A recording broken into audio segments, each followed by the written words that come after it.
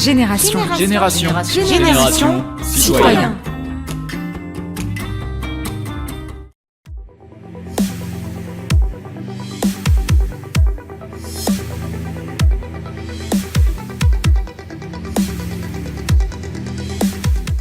Axe 4. Il s'agit de relancer l'agriculture française. Il ne faut pas oublier que 3 fois par jour, on a besoin d'un agriculteur. 3 fois par jour. Tous les jours. Donc c'est important de soutenir notre agriculture. Les agriculteurs aujourd'hui, ils sont devenus dépendants d'un système qui leur a été imposé. C'est la PAC, la politique agricole commune. Alors ce système, il a bien fonctionné avant les années 2000, de son instauration jusqu'aux années 2000, grosso modo. Mais les mutations qu'on a entamées vers la fin des années 90, avec l'ouverture globale des marchés, avec la mondialisation, ça a profondément mis ce système à mal.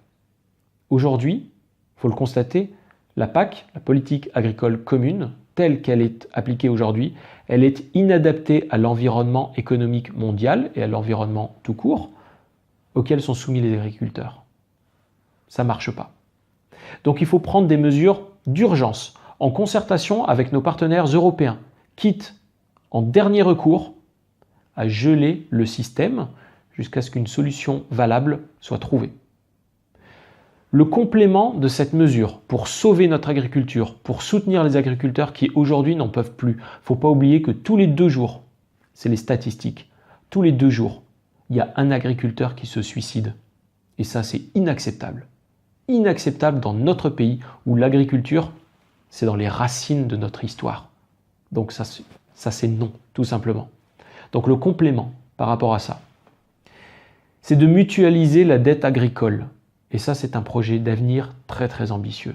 Mutualiser la dette agricole et l'étaler dans le temps avec 3 solutions. 1. Renégocier une partie des dettes avec les créanciers. 2. Faire du refinancement sur une autre partie de cette dette, pourquoi pas par la Banque publique d'investissement. Ça doit servir à ça. Les agriculteurs, ils ont des entreprises. La Banque publique d'investissement, elle doit aider les entreprises, et notamment les entreprises agricoles.